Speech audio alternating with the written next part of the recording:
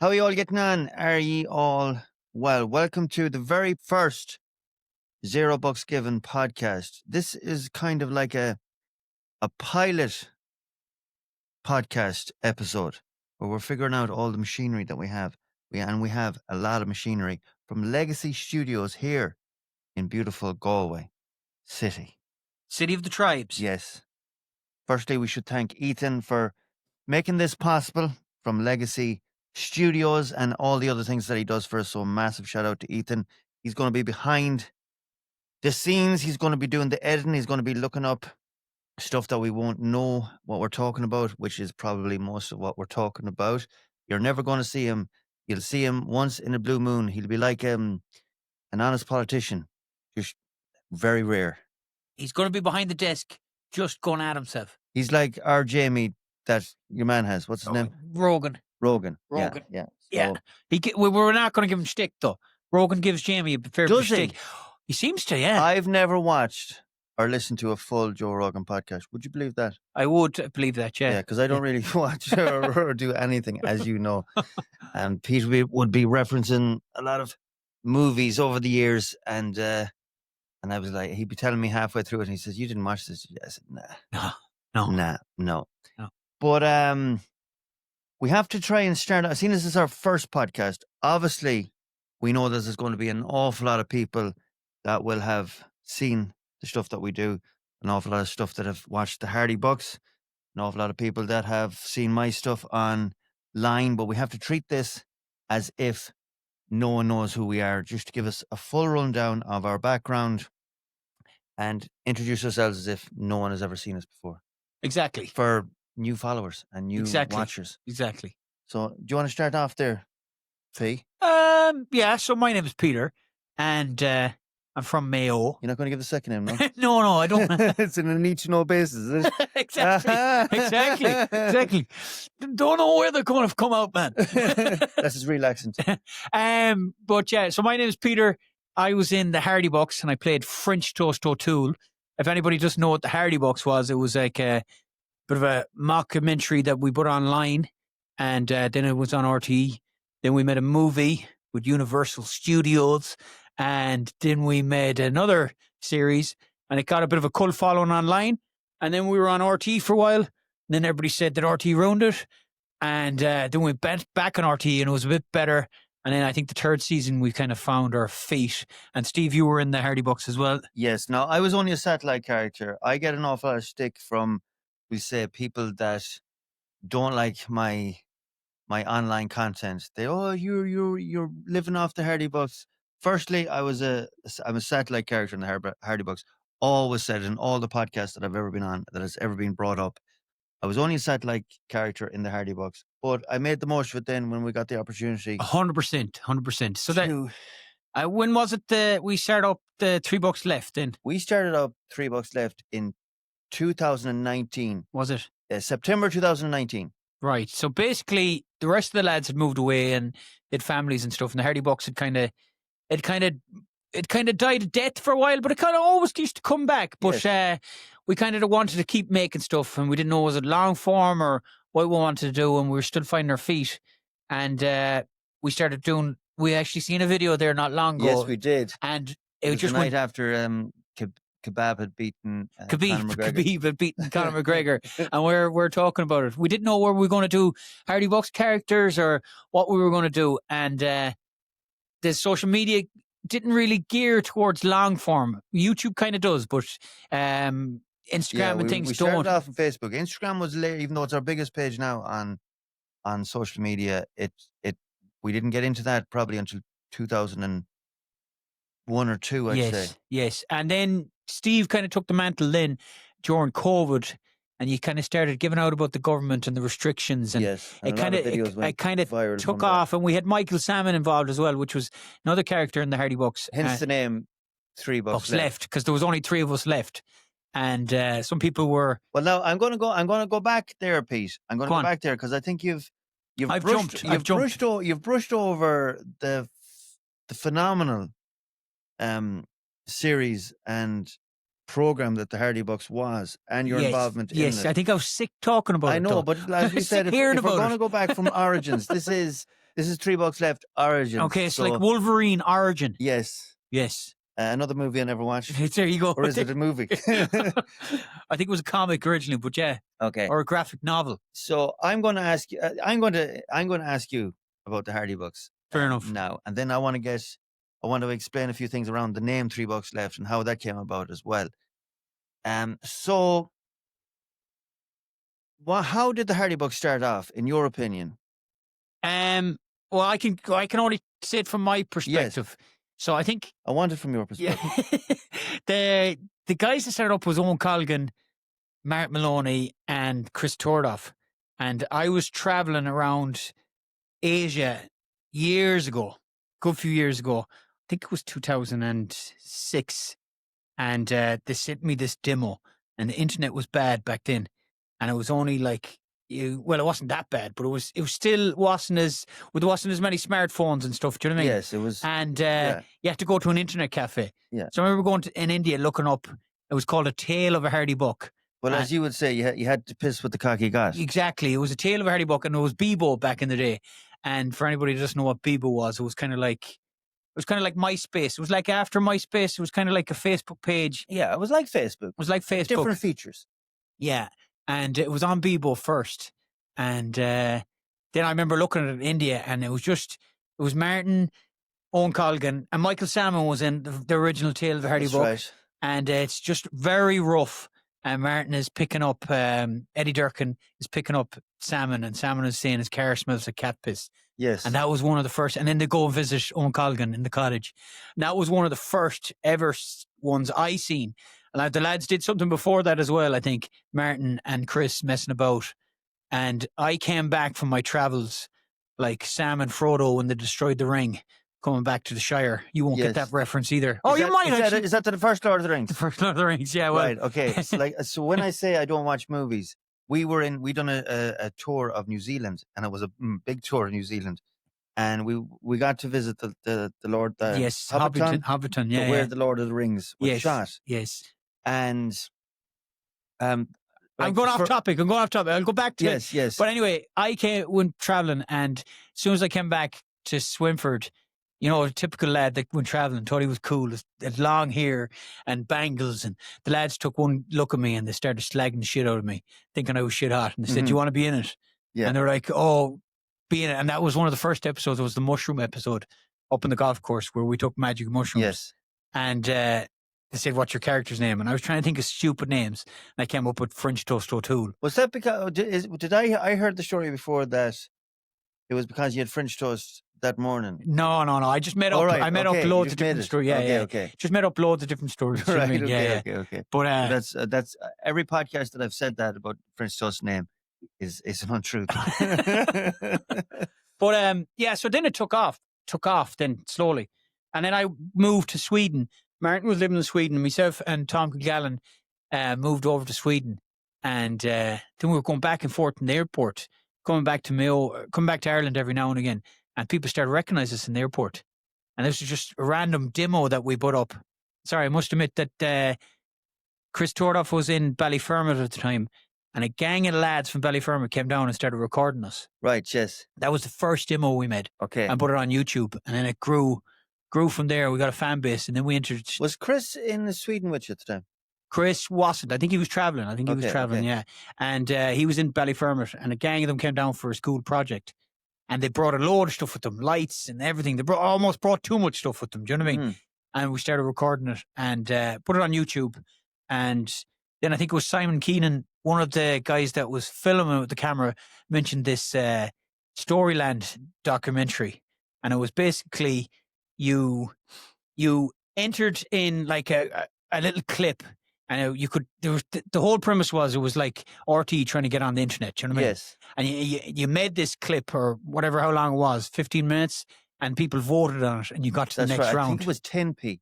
Yeah. It had to be under 10. Was it 10 minutes? Yeah. And you had to vote on it. And I think the Hardy Bucks won nearly every episode. I think they lost one episode, but they ended up winning that in the North. When you say last episode, they came second or third. They came second, yeah. They kept going through And the RT then asked us to make a TV show, and the first TV show. I would have been in the first episode of that story, the Mr. Turbo Cup. That's That right. was Yes. still my favorite episode that I was even involved with Yes. or watched. It was raw. very, very raw, Yeah. and it was it kind of tapped into the kind of like boy racer, Yes. kind of country bunking, and the recession was flying that time. People were always talking about the recession. Yes. Do you know what I mean? It was a perfect storm. Yeah. As someone once said, it was beautifully wrote that it was the Hardy Bucks was a perfect storm, and it was a time capsule of the time that it was. Exactly. Yeah. How country towns were at the time. Yeah. And it was a phenomenal thing for all them people that we all grew up with at some way or form. Yes. To come together and to develop it and see what it became, what in the end it became. And there was a lot of luck involved as well. It was kind of like, it kind of was one of the first things Ireland did on the internet as well. Yes. Do you know what I mean? So it was kind of first when YouTube was kicking off, kind of. So there was a bit of luck involved as well. And it was Chris Tordoff was brilliant at the edit. Do you know what I mean? Brilliant at the edit. All the funny characters, that brought, there was an idea, but everyone brought their own thing to it Twist as well. To it, yeah. And of course, you could have a plan to it. Of course, Martin Maloney is a comic genius. Yeah, do you know what I mean? Enigma as well. You don't know what you're going to get with Martin Maloney. He's like a man that's getting raw electricity into his body. Yes. Yeah. And he loves getting it back out again. He does. He sure does. He is really much a live wire. So there was a big buzz then with Hardy Bucks, and then it kind of died down, and you got the buzz of live shows. The live shows. Well, that's where I kind of came into it, and I got this buzz from it. Martin, I used to go and watch Martin and ye lads perform and doing the live shows, and it was very raw. It was very, very raw. You didn't really know what you were doing. 100%, yeah. It was more drinking. Still don't. Yeah, well, there was a lot of drink involved, and I say the most crack that was had was probably on the stage. On the stage.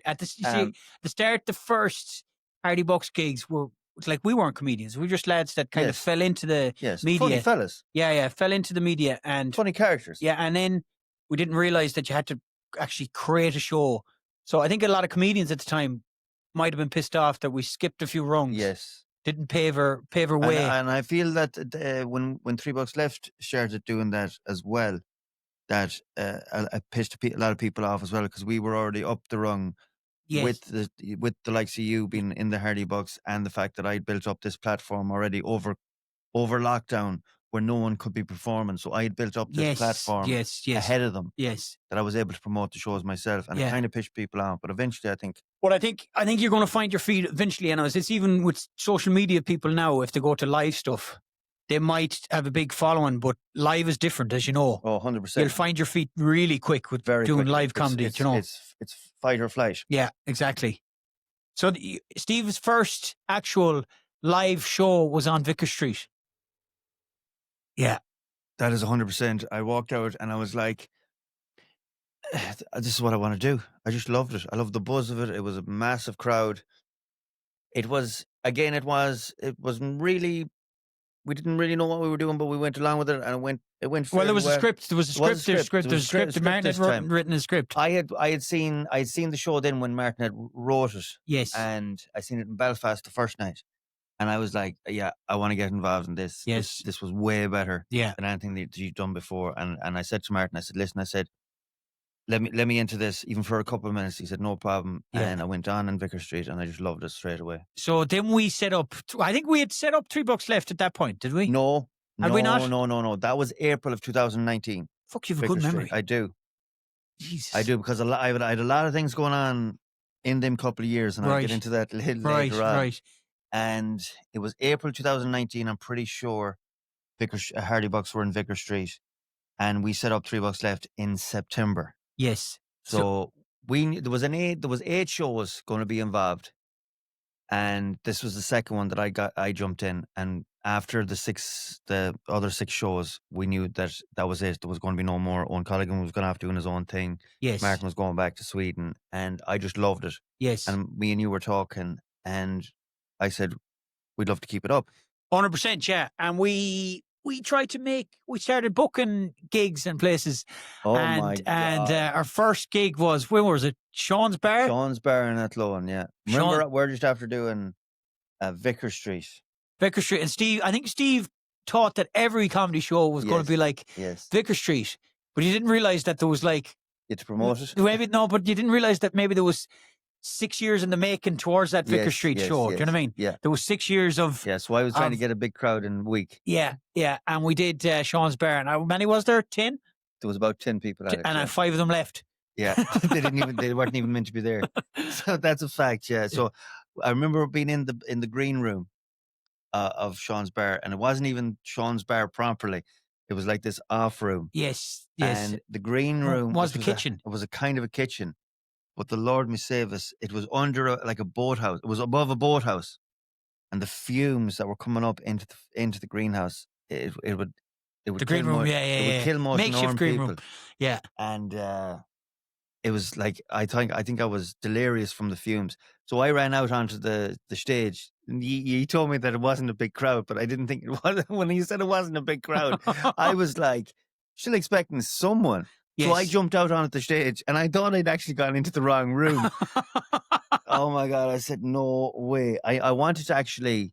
But that's walk out. That's cutting your teeth. Like that is cutting your teeth. That's what all the comedians have to do. In the end, I think we just gathered them. Everyone just gathered around the stage, and we all just had a bit of a. We had a bit of crack then. We had a bit of crack, yeah. And so we slowly built up, and then, yeah, you were. I suppose we were trying to push me because I was in the Hardy Bucks, and I suppose I had the biggest name at that time. Me and Salmon, and then I kind of wasn't into social media, and then you took the mantle from social media, and you found your feet then with your videos on social media, and then it blew up from there. Do you know what I mean? Yeah. Do you know, Salmon was in it from the beginning, but he'll always be a very dear friend. He just wasn't. I don't think he was just cut out for the live shows part of it.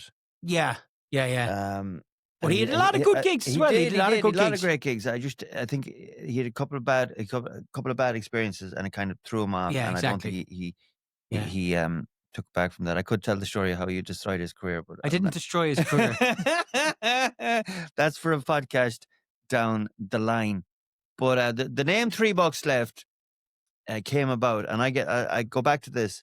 I get an awful lot of stick from people who don't like my material online, and they'll attack me with this. You're using the Hardy Bucks. You weren't even in the Hardy Bucks. You were only in for a few minutes. I've always said I was only a satellite character in the Hardy Bucks. Yeah, they keep coming back with this. I don't care. I'm doing my own thing, and the two of us, I think, at this stage are sorry that Bucks is in the name itself. Yes. But when we went to change it, we couldn't.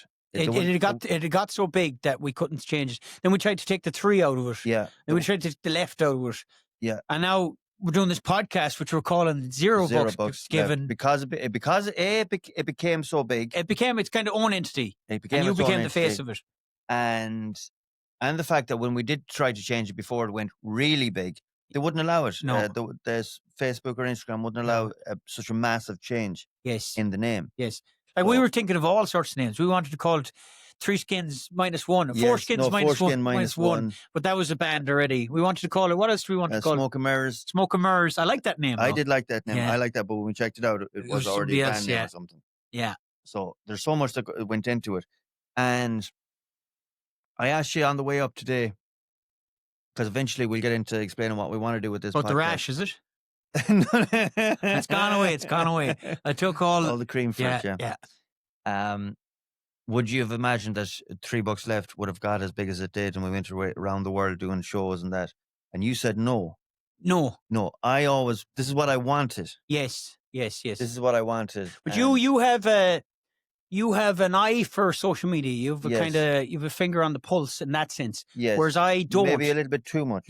I don't, in a sense. Yeah. You know what I mean? And that's up for debate too. Is when is social media controlling the person, and when are you controlling the social media? True. Because you're rewarded for certain material and you're rewarded for certain things, and then it kind of promotes you for doing it. Then it kind of pulls the rug from under you when you're not feeding the machine. Yes, of course. So you see, and kids have to deal with that too. 100%. Growing up with it.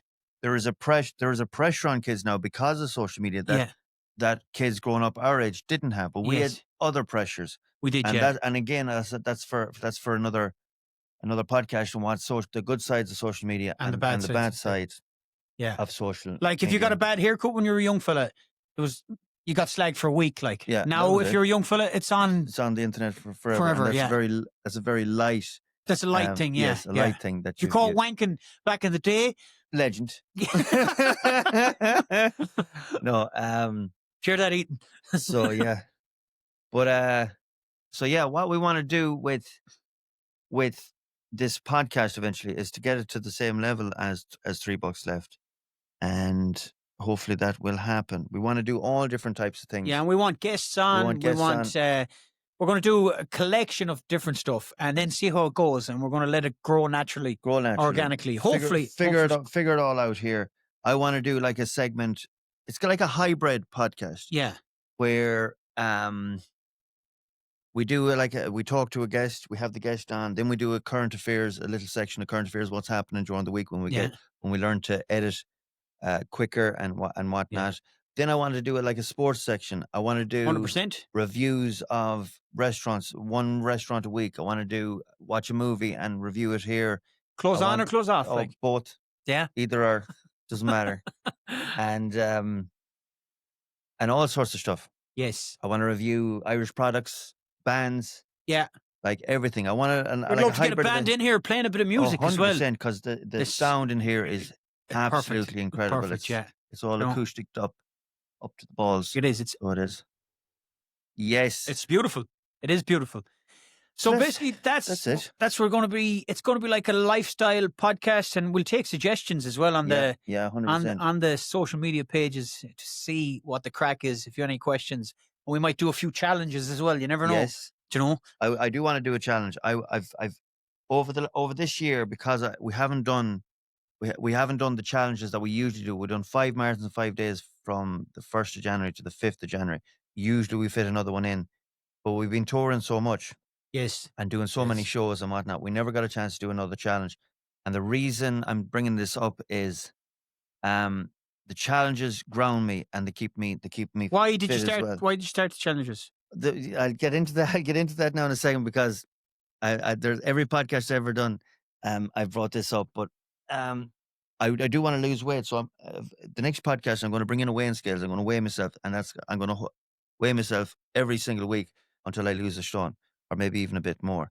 Yeah. But the reason I do the podcast is it was actually the first big thing that we done on the $3 left page, and it was only Facebook at the time. So in 2016, I died. Or I nearly died. And that was my 3rd time nearly dying. Every single podcast he's been on, it says about how he nearly dies. I did nearly die. Every single podcast. I seen the light. Did you see the light? I did see the light. And you came back, and you're a bollocks. And you came back. And you're still a bollocks. You're still a bollocks. Yeah, I did see the light. Did you see the light? I did. Oh, yeah. And should you go to the light or not go to the light? Oh, no, just stand there, just looking at the light. No, but the light will kind of come is the light bad or is the light good? No, it's a bit like that light, but it's round. It's like a bulb. Because in what's that film? Is it The Omen? Follow the light. Is that The Omen? No, it's not The Omen. It's the Portuguese. Portuguese. Are you sure? And she's like, follow the light, and the light is supposed to be evil. Is it? Yeah. Now I don't know. Think so. Maybe you could get a clip of that clip. I don't know. Maybe I'm mixing up films. Anyway, did you see the light when you died? Oh, I did see the light, and I got messages. So I did. Do you want to hear about the messages? A lot of numbers. No. Go on. Oh, about Michael Collins, was it? About Michael Collins, because it was around the time of the 1916 rising 100-year commemoration. What year was it that you had that? 2016. 2016. 2016. That was my 3rd time nearly dying. But I like you like. So yeah, I got messages on this. I'm sure that most people that would be watching the first one will have heard my story about how I nearly died and the aneurysm, and the messages that I was getting about my grandmother telling her that all her prayers never went in vain. And oh wow, oh yeah, did I not tell you that? You might have. I might have blocked it out. Like she did. Yeah, I used to get this message said to tell my grandmother, and she's very religious, that all her prayers were always answered and heard. And do you think prayers are answered? I think. Well, I definitely felt the power of them. Did you when you were sick? Yeah. Did you? Oh, 100% P. Wow. Am I the most religious of men? No, I wouldn't throw a mask card. But I'm not the most religious of men. But I definitely felt You felt something. I definitely 100%. You felt the support, like. Yeah, 100%. Like an invisible force Wow. that I definitely felt. And the other message was Sure, it wasn't the force, no. no, it wasn't. I'm telling you, when you're whether it's that the belief when you're under pressure like that, Yeah. when you're so sick and trying to recover that. But I definitely felt something around the time. And the other message was, I 3 messages. The other message was, so they were trying to tell me who actually killed Michael Collins. Right. Right. And they kept saying 45 Sandymount Lane. Okay. And I brought this up in a few podcasts, and people always, after they've watched it and listened to it, they'll send me that there are places like that. And where is this? In Dublin. In Dublin? Yeah, Dublin and Cork. I think there's 45 Sandymount Lane or Sandyford Lane, or they're kind of thinking there might be a deviation of Sandy. I thought it was Sandy Mount or Sandy Mount. Sorry, Sandy Okay. Mount. But it could be Sandyford, whatever. But Wow. anyway, and the next message was for a person that would have been close to a person I was close at the time. I'm not going to mention any names. Michael Jackson. Yeah. And to say that all her visits to the grave are always welcomed and everything like that. She used to go visiting. Now, for the person... What, they buried you as well? No, not my grave. This person visited a grave of a very young person that died under suspicious circumstances years and years ago. Okay. And nothing was ever like proven or anything like that, but there was always a bit of a suspicion. And this person used to go visit the grave, not every day, regularly. And the message was to that person to say thank you for visiting the grave. Wow. And the person in question would have told no one about this. Wow. You should do it without telling anyone. And so they put you in a coma, did they? Or you'd brain surgery? Brain surgery, yeah. So, and then I woke up. How long was the surgery? The surgery was about 7 or 8 hours. Yeah. And then... But I woke up, that was Sunday morning, so I had the aneurysm Saturday night. I'll do a podcast on this. No, don't do another one. We'll have this one and finish with it. Yes. Ethan, how many times you heard the story? Well, you don't even remember it. No, I don't remember. I blocked it out. But no, people want to hear it. Do you know what I mean? Yes. Do you know? So I'm interested in the logistics of it, though. Okay, the logistics of it. So Saturday night, I was brought up to Beaumont. It was very early Sunday morning. They operated on me probably Sunday afternoon or late afternoon into the evening. And I woke up. They said I mightn't wake up for 6 weeks. 6 weeks? 6 weeks. Up to 6 weeks. And I was awake by Monday. I don't know, was it evening or afternoon? And they said I woke up. When you get a fucking sleep in for yourself? Yeah, I know. Typical. Like, no matter what time I go to bed, I'll be up. If it was me, I'd be still asleep. Oh, you'd still be asleep. Sleep for days. Yeah. Only man that can sleep 36 hours in the one day. That's it. You want to see me in bed, I sleep for days. But, yeah. I woke up a little bit too quick, so they put me back into a bit of an induced coma. Okay. And then I came to, and at 7 days in the Richmond, is it Richmond or Redmond unit in Beaumont Hospital, and they were incredible. Like, I remember when I see myself in the mirror, if I could get a picture of that. I think I've only one picture of me when I have all cut up or all scarred in. That's a dick pic, is it? Yeah. Sorry, I'm doing crude jokes now. I'm sorry. No, I'm sorry. You're good. I'm sorry, but yeah, that's why we did the. That's why getting to the reason for the challenge. Well, I didn't know you then. I didn't know you that well then. I only kind of knew you as a bit of a buck around the town. Yes. So I only started hanging out. I only started hanging out with you to give a backstory on Stephen. Stephen was almost like he was 20 years older than he was when he was 15. Yes. He had a big old chest on him. Yes. He used to wear fucking big boots in school. David Hasselhoff. And he had a 1950s man's body. And he used to be building houses and fucking riding girls at 15. Like. That's right. Yeah. So he was. Yeah. And so then we didn't really hang out till... He's the opposite now. We didn't. No, I'm building girls and writing houses. Right. We didn't really hang out till after the aneurysm, really. We didn't start bonding. That's right. Till after that. I remember calling to your house. You called to my house. I was living in Claremorris. You were living in Claremorris at the time. And then we became very, very, very good friends. You checked in on me regularly, and then Yeah. we started doing the Hardy Buck stuff again, Yes. and And then we did the run then we done the from. run. I remember when we were going to do the run, I rang you up and said, right. Oh, I tell you why I decided why I done the run. I said on the way out of the Redmond unit in Beaumont Hospital that I'm going to pay you back for saving my life some way or another. Yeah. I said I'm going to, and I said I must have been the drugs that I was on, the painkillers. I said I'm going to run from here, and I'm going to run from here to Castlebar, doing the ambulance route. Yeah.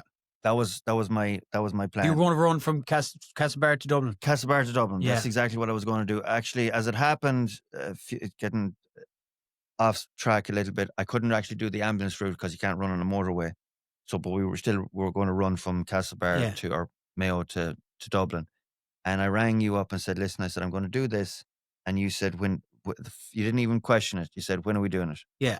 Yeah. Yeah. So, and then we trained for 6 months. We trained solid. Yeah. We trained solid for that one. That was a baptism of fire. Well, it really was. It really was a baptism of fire. But it kept us sharp. Yeah. Yeah. And we had a good crew as well. We had a good crew of people with us.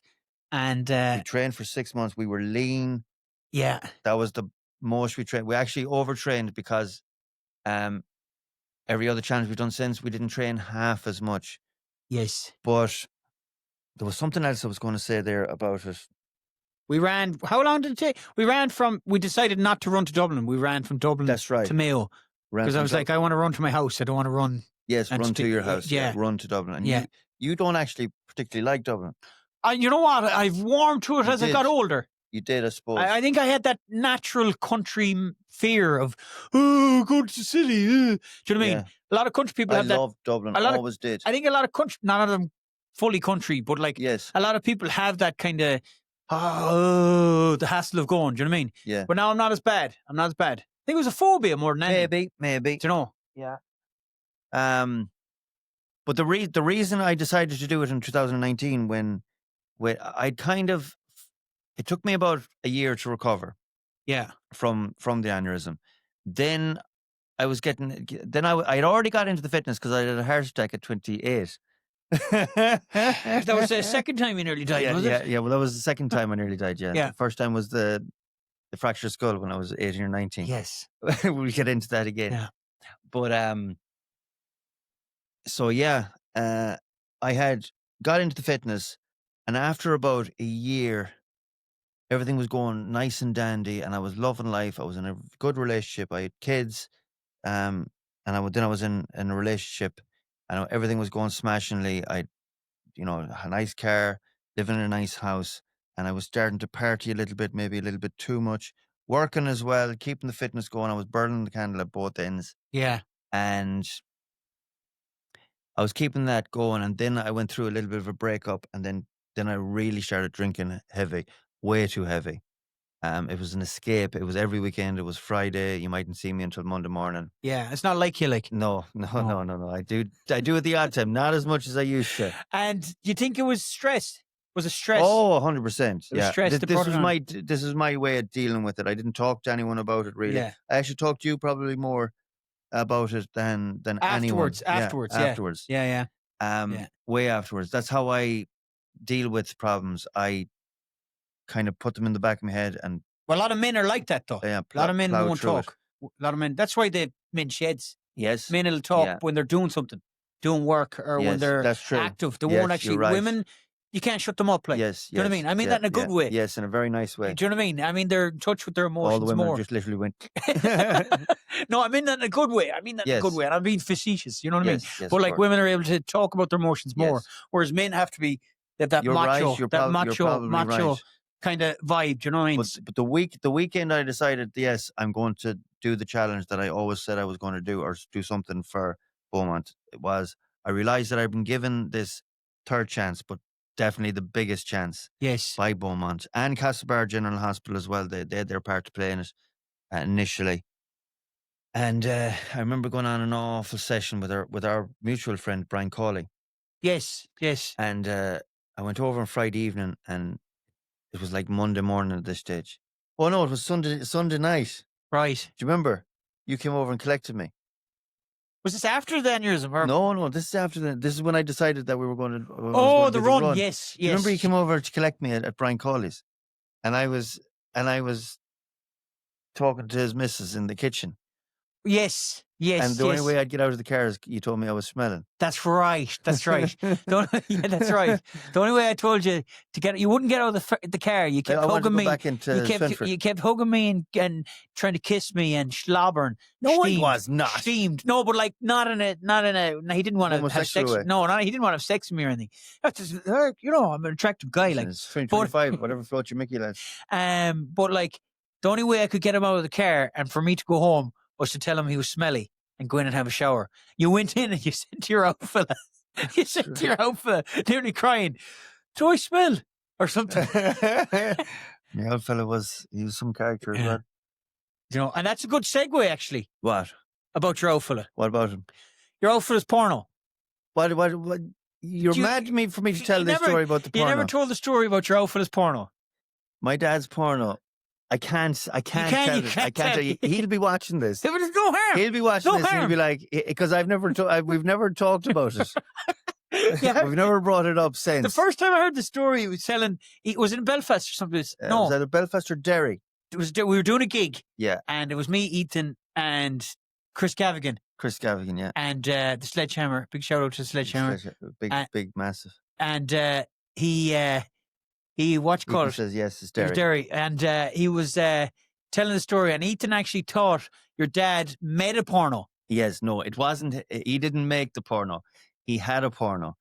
And when I'm talking about a porno, we'll get into this maybe later on if I tell the story. You got to tell the story. No, you're on. Go on. You might as well. Pornos, when I was 14 or 15 years of age, they were either magazines or VHS. Yes, cassette tapes. Yeah. Cassette tapes, like video tapes. Yes. Am I going a bit It low looks here like you're going to do a porno yourself. So remember that porn was different back then, and the access to porn. Yeah, you didn't have the click of a switch like you do now. Not like you do now. Do you know? You had to work for the wank back then, like. Yes, you did, and I think that might have added to the whole thing about it. Yeah. Do you know what I mean? Yes, I know what you mean. So we were living in a it's a 4-bed house, but really and truly it was only a 3-bed because they kind of cut an area off for the. Anyway, that's mathless to the story. No, you're sowing the seed. You're sowing the setup, like. When I was 14 or 15, my mother never really went out, maybe 4 or 5 times a year. So she was in the back room, down at the back room. And my father's a big man, like he's a 6'4" giant of a man, 28 stone at his More than 6'4", is he? He's 6'5". 6'5". Yeah. Massive man. He always used to go out on a Friday, Saturday night for a few pints. Your outfit's going to fucking kill you. He is. Well, this is your fault. This is your fault. He's going to fucking kill you. Go on. So, you should not be encouraging me to tell this story.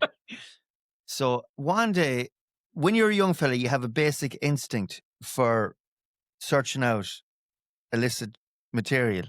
Yeah, you know what I mean? Yeah, well, back then there was no porn, so you'd be looking at the TV Guide or something. TV Guide, or Lorraine Kelly used to do it for me in the morning. GMTV, when she used to wear the cleavage. Yeesh. Oh my God, she was a cracker. I'd be up and down to the fucking bedroom and all the time.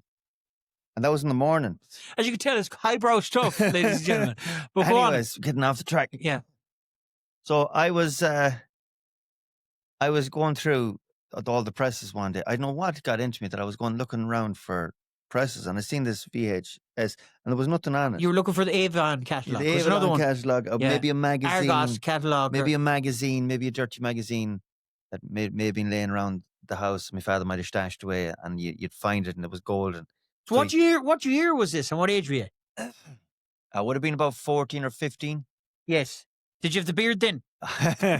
No, I could never grow a beard until I started training for the run to Dublin. So I'm trying to piece this together right. I would have been about 14 or 15, so it would have been 95, 96. Wow. Okay. Wow. And I come across this VHS, and I came across a VHS before, and it was like, I remember plugging it in, it was like really soft porn, like, a blue movie, all right, but But there was yeah, and nothing below the waist, I get you. right? Yeah. Uh, Entry level stuff. Entry level stuff, and Mm. I remember thinking I should have stayed there. Yes. But I found this VHS anyway one day, and I put it in. I put in the VHS into the video recorder, and it started playing. I remember VHSs were very temperamental as well. Yes, they could ravel ravel in the very yeah. quickly. So I had to be very careful with it. Anyways, I put the VHS in, and next thing I was seeing stuff that I'd never seen in my life before. The whole, like, nothing left to the imagination. Yes, it blew your mind. Blew literally. my mind. Yeah. It blew my mind, but I got so frightened. You got afraid. I got afraid. Yeah. Yeah, I got a rush of blood to both heads. So I did. But this one overrode the other one. So you got frightened. I took it out again. Yeah. I took it out again. And I'm doing every detail here now. And I ran down with it. Oh, obviously there was nobody in the house. There was no one. No. It was late Christmas at night, dinner. was it? Christmas dinner. Christmas no. It was Christmas Day. No. It would have been in the summertime. Right. But it was late at night and there was no. At this stage it was during the day. Right. Because I was doing a bit of scheming off school. Yeah.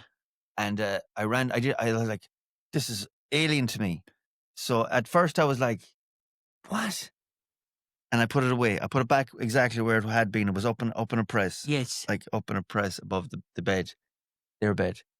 And so that's grand. And after a day or two, I was still stunned at what I'd seen, but also the curiosity started to come back. Get the better of you. Yeah. I was like, maybe that wasn't as bad. And the more I thought of it, the more I wanted to watch it. Do you remember the name of it? No. No, there was no writing on it. Yeah. No nothing on it. Did he tape it off the telly, or how did he actually get? All I can remember is apart from the actual a few of the scenes in it was these two characters kept saying, "You're repeating yourself, Bert. You're repeating yourself, Bert." Don't know what that, but they kept. I remember this thing that they kept saying, "You're repeating yourself, Bert," and that was fine. So anyway, as I said, my mother used to go down to her room, and he had his room, and then sometimes they'd go into the same room, but because he was such a big man, he'd have a bed to himself, and especially he'd snore when he'd have a few pints. Yes. So she went down to the spare room. Right. This is about 10:30, 11 o'clock at night. Okay. So the curiosity gets the better of me. My mother has gone down to the room, and it's not a huge room. So remember, you have everything going on here. You have to watch out the window for my father coming back. Yes. Because he come back at 11 o'clock, or it might be 2 o'clock. Yes. Okay. My mother's down in the bedroom, so she could walk up at any stage. And you're watching this in the public TV. I sneak into his room, get the VHS. Okay. No, I've watched it a couple of times. You're getting braver. You're getting braver all the time. You're finding your I'm porn. tempering myself in. You're finding your porn feet, so to speak. Yes. But this particular time, this is when you'd be waiting for the 15 minutes and Television X. You know, the 15 free minutes. Yes. And you'd crack one or out. Or there'd be one on Channel 4 or something. Channel 4, yeah. Or remember 4. there was another channel like that always used to have the Emmanuel videos. I don't remember the Emmanuel videos. Oh, no, yeah. There was 1, 2, and 3, and 4. Go on. Anyway, Jesus, can't believe we're talking about this in our first podcast. Well, it's a part of life too. It's a part of life. And like every young fella at the time could relate to it. Straight, and woman, I'm sure, could relate to it. Yeah, is figuring out what's going on. Yeah, and like your chances to get that bit of material are very far and slow between. Yes. So back then, but now it's prevalent. Now it's too prevalent. Too prevalent. Yeah. There was a bit of excitement to it then. Yeah. So I went in and snuck the video VHS out, banged it into the video recorder. Right. You have to be careful because it could get blocked. Have the door closed enough that because was there people in the house at this point? My mother was in bed. You lunatic. Yeah, my mother was in bed, and Maria would have been in your sister probably in the same room as my mother. Yeah, this is nighttime. Yeah, this is nighttime. Okay. All right. So she's going to be watching this too. The Lord may save us. So, I go in and get the VHS. I take it out. I sneak up. I put it in. Okay, so I have everything going on. I have the ears perked up. Yes. I have the eyes watching the screen on one side and watching out the window on the next. Yeah. Okay, I'm like Spider-Man here with all my senses. Can you tell me about the narrative of the actual movie? There was no real narrative to it. I mean, and if there was no plot, like no plot. Okay, there didn't seem to be what any was. plot What are you talking about, Bert? You're repeating yourself. Oh, Bert. you're repeating yourself, Bert. And can you nearly look up that, Ethan? Maybe find it in the abyss of the internet. So, I'm doing whatever I'm doing, and now I'm getting comfortable with this. You kind of get an art to it, okay? But this is the first time I've done it with this VHS. Yes, of course, yeah. Okay, so I'm there, and next thing the stuff comes on, and it's brilliant, and I've done and dusted, and maybe even get 2 in there very quickly. Right. Fuck me. It's only about 11:30. It's only about 11:30, and I see this car slowing down coming along the road. Okay. And then I can see it indicating. And it's a very short run into coming up our drive. Yes. So your outfit is back to the pub. I realised that, came about an hour earlier than I was expecting him. I somehow managed to get the VHS out because, the VHSs it took a while for them to come out. Temperamental, yeah. Okay. Yeah. And I had to get the television off. Yeah. And you had to blow the beans. No, I had that done. And I'm pretty sure twice. Oh, and, Jesus. And I took Scrap this podcast. I took the VHS out, got the television off because the VHS, I don't think would have worked without the television being on. Of course, yeah. And I had to get all of that done before he walked up the driveway. And I just go straight down to the room. And the problem with that was, them VHSs and televisions, not like now once you switch them off, they're off. Do you remember the VHSs used to hum? That's right, yeah. There used to be a hum off it, and the televisions, and used to go ooh, like this, like a green kind of light used to go boom. But for a while after it was turned off. Yeah, them like TVs, the tube. There was a tube inside them, or something. And the VHS was like it had this cool down thing in it. Yeah, that was like making noise, a fan in it. Yeah. But I get down to my room anyway. With the VHS, this is the problem. This is where the problem lies. Okay, I knew I wouldn't have got time to get in and put the VHS back in the place that it was initially. So you thought you were rumbled. So I thought, no, it was grand. Like, I mean, I've got... But obviously my father came home because he wanted to watch the VHS. Right? Because the first thing he done was come in the door, go down. Come in the door. He came in the door. No, he entered the door. Entered through the door. It's getting worse. It's getting worse and worse. He came through the door and went down to his room. And I was like, he's either feeling not well, he's gone to bed. Next thing, no. I can nearly hear him going around the bed and walking towards the press that it should have been. Trying to get to it. I try, and next thing like I heard the press open. Oh no! That thing, and next thing I could actually hear him putting the hands down around for this, right? Jesus Christ! And obviously he discovers that it's gone. Okay. Yes. So I'm thinking, what is going through his head right now? Does he think that I found it, or does he think my mother found it? Okay. He's fucked either way. Like. Yeah, well, he's kind of fucked either way. But I'm more fucked if he thinks it's me that's found it. Yes. So, but I can tell that he's searching around for it ages. He tries a couple of different presses and that he's closing them. And eventually he probably gives up and he goes up and he watches a bit of television. Yeah. And I'm like, how am I going to get the VHS? Because I think this might have been the Friday night. And I'm like, I'm going to have to get this VHS back in the press somehow. Yeah. Okay. Before he remembers and goes looking for it again or something like that. Or else when I'm out, he goes down looking in my room. Because I didn't want to destroy it because it was too good material. Remember, like I said, they were hard come by. Yes. Pardon the pun.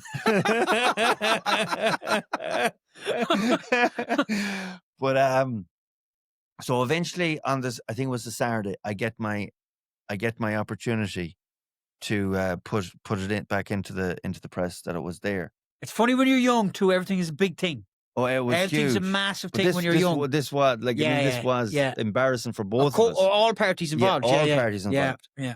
I'm So- embarrassed hearing the story. Like, but that's not where it ends there. There's always a little doubt at the time for the few days after that. There's always a little doubt every time my father looks at me. Is he thinking where that little bollocks? yeah, but it gets worse. You forgot the bit. No, I'm gonna tell that bit. I'm gonna tell that bit. So a few days later, I'm still not the better for this, and I'm actually afraid to go near the VHS at this stage. And about a week later, the next weekend, my mother and my father are having a discussion, a heated discussion, an argument or whatever, and all he's doing is repeating the same thing again. And my mother says to him, you're just repeating yourself over and over again. And I just go, and I'm kind of in the room with them, and I go, you're repeating yourself, Bert. You're repeating yourself, Bert. And I just came out of my mouth. Oh, you cheeky little fucker. And next thing, I realised then what I had said. He must have given you the daggers, And, did he? And he looked at me and I looked at him.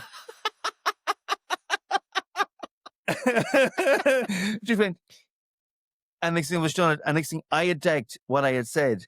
You didn't realise that it was from. You didn't realise where it was from. It just when my mother said you're it's almost like yourself, Tourette's. It's almost like Tourette's. 100%. Yeah.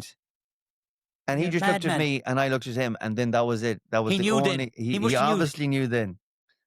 And that was the story of my dad's porno video. And if he's ever watching this, he'll never forgive me for telling it. And neither will my sister. Neither will my sister, because she would have been in the house as well. But yeah, it was nuts. But when you're a 14 or 15-year-old lad and you're red-blooded and you're 100%. It's a natural everything thing. goes. It's a natural thing, you know. Because I wanted to get into this. Porn now and porn back then are completely two different things, and I think it's gone for the full circle. It's gone the wrong way around. It's too prevalent, and there's an awful lot of pressure put on young fellas and young girls to perform now when they're and sex isn't actually like porn. Like, yes, do you know what I mean? It's not. No, it's not like porn. You might get one or two good nights like that out. Yeah, but it's not even relevant. Do you know what I mean? It's almost like social media isn't like real life either. It's curated. It's curated. You're putting your best picture up. You know what I mean? 100%. You know what I mean? That's a great way of putting it. You're like, everyone is on Instagram now. They're putting up their great pictures and everything like that, or their worst pictures. Yeah, but it's it's dramatic. It's a swing both ways. 100%.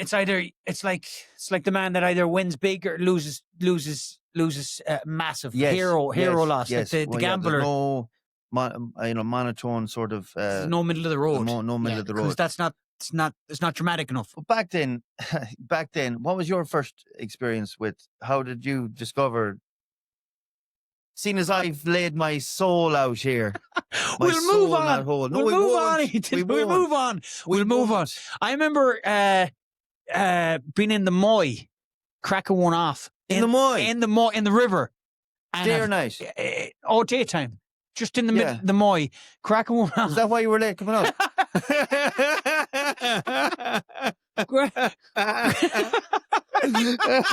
We're in the same car, you bollocks. In the Moy, about to crack one off, left the fishing rod on the bed, on the on the bed, on the fishing rod on the fucking side of the bank. You swap the fishing rod for the real rod and crack one off. Young fella. Yeah. And what did I see? Fucking pop its head out of the fucking river. Your outlet? No. Oh, sorry. Jesus Christ. My outlet.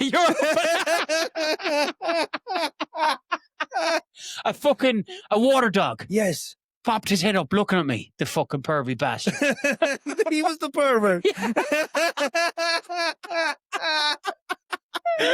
Right. The pervert. Oh. But yeah, that's the fucking, when you're young, you're wild though. There's a wildness in you. Wildness. And there's still wildness in men. Yes. Do you know what I mean? And women. There's wildness in fucking men and women. Yeah. When you think about it, we are animals. Like at the end of the day, primal. We're fucking. But it's all primal. We're all fucking and animals. I think everything is primal. Yeah. Survival. Yeah.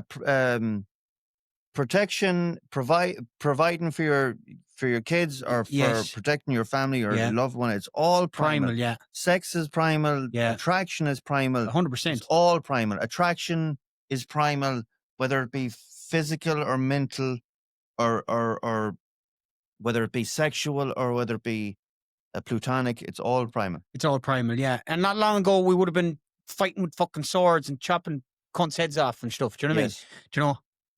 Do you know? Yeah, So 100%. yeah. So what was your go-to or did you do it all by mind? But you needed some sort of. I think Gina Michaels was. Who's Gina Michaels? Gina then? Michaels was back in the day. She was porn star. That was Porn star. Yeah. I think Martin Maloney mentioned her the other day. And I didn't get the reference. Names didn't bother me. But yeah, it was just I don't know. But what I'm trying to get at is it was so hard to find. Yes. Like Yes. when you get a VHS, when eventually when you got Well, I remember people used to share them around. Yeah. I remember Stephen Owen Colgan in Galway years ago. We used to walk around with this porno called Tattoo. We used to go to random people's houses with the fucking porno. Yes, with that's the what I was porno. about to say, yeah. And it was very random. Yes. Looking back at it now, it was very random. That's right. Yeah. Very random. And then we'd leave it in the house for somebody to there'd have. be 7 or 8 fellas like watching this. Like what are we going to do? Like, Yeah, I know, yeah. Well, unless you used to have games of soggy biscuits, I don't fucking know. I made a video of this a couple of months ago about Soggy biscuit. about a husband that was caught by the wife in pulling off to a porno. The two of them were pulling off to a porno video, and Himself and the wife. He said no, him and his friend. Oh right, yeah. And he reckoned it was a normal thing that everyone does it. But you actually said it is a normal thing. Well, I'm not a connoisseur on group masturbation sessions or anything. Yes. But I was stunned, and when I actually put out the video, like an awful lot of people said there's a thing called soggy biscuits. Yeah. Soggy biscuits, and not just that people wank together. Soggy biscuits, yeah. But like I said back then, there used to be magazines thrown out on the road. Yes. And if you found when you were 14 or 15, you found a magazine. Yeah. And they used to get more and more dark. But it was kind of you thought it was bold as well. You felt like it was bold. Yeah. It was an excitement. I think it was exciting because you felt it was bold. Yeah. But it wasn't bold. Yeah. It's kind of bold. Well, it's natural. Like it's natural. Yes, it's natural. Do you know what I mean? 14 or 15, you know that you shouldn't be. Yeah. Well, but why shouldn't you be? Why shouldn't you be? Well, do you know what I mean? Probably was that society. like some sort of Christian guilt? Yes, maybe a little bit of Christian guilt. Do you know what I mean? Because you're not supposed to yes blow the beans. Yes. Do you know what I mean? So there's like a spiritual guilt there. You're so, right. You know, it's a natural thing because you're going to have that's deep. wet deep pee. See, I'm bringing it back to the deepness. You are. You know, it's not all about cock jokes. Like we're deep souls. Yes. No, this is spiritual. Right. It's a natural thing. It's like having food, or it's having. Maybe I'm wrong, but that's what I think. Yeah. Just a natural thing. Like you know, you have urges, and it has to be released. Otherwise, you're gonna have a wet dream. Yeah, well, a wet dream. But you will. I know that eventually you have to discover all these things, and eventually then it leads into actually discovering yourself. And we all do it, and no one hasn't done that with themselves. Yeah. Well, there's 14 or 15, 16 years of age. What age were you? You don't have to say who it was with or where. Well, you can say where. Where were you? What age were you when you lost your virginity? Let me see. Last week. No. That long since it's grown back now at this stage. Yeah. I can't think now, Steve. To tell the truth. Come on. No, honestly, everyone knows where the last of no.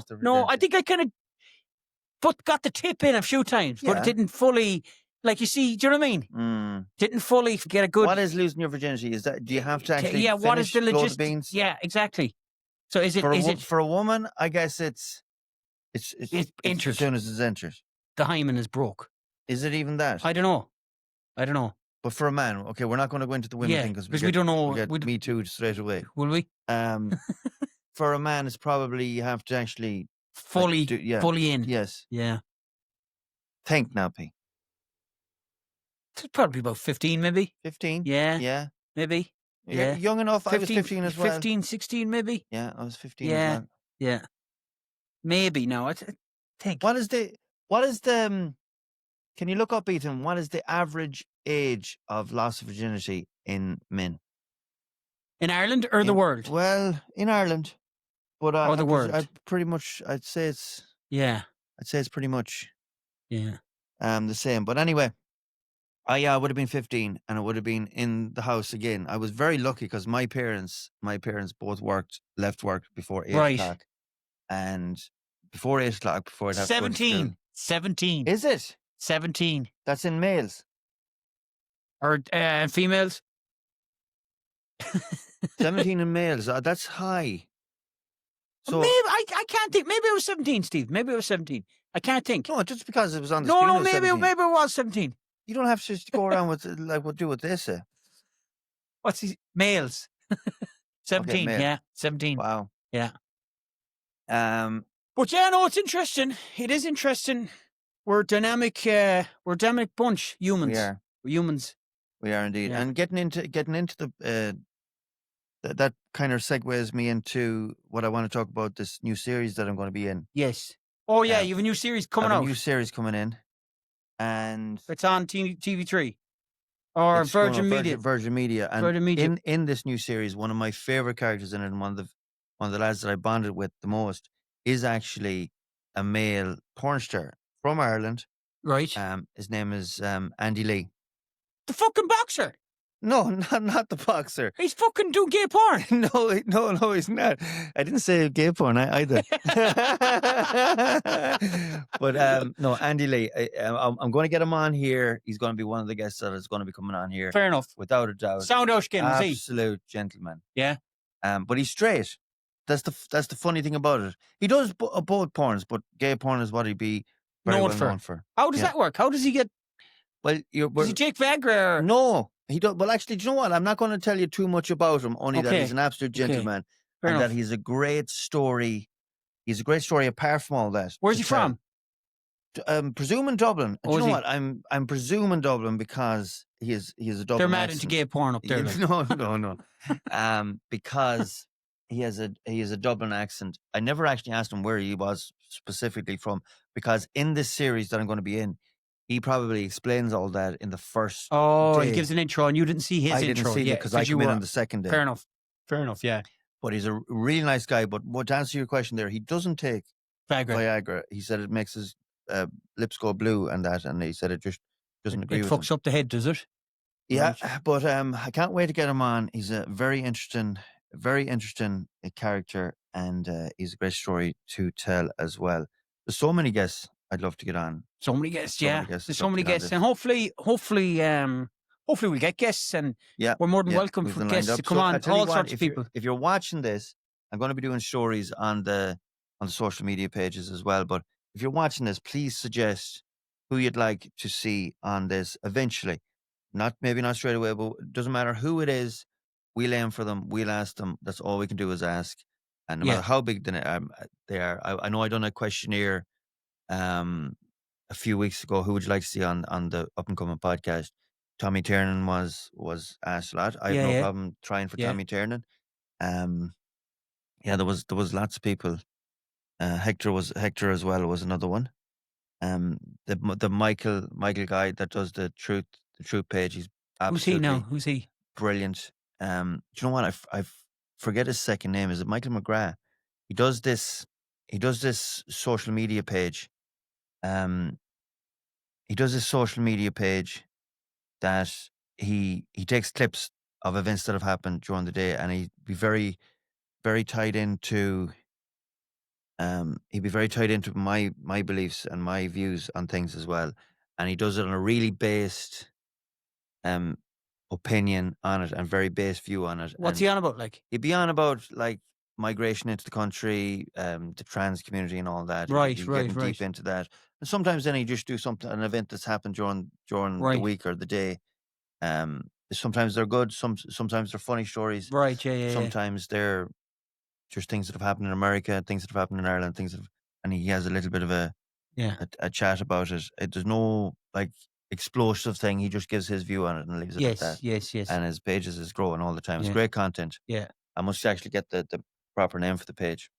Fair enough. People are asking for McGregor to be on. Yes, people are asking for Conor McGregor to be on as well.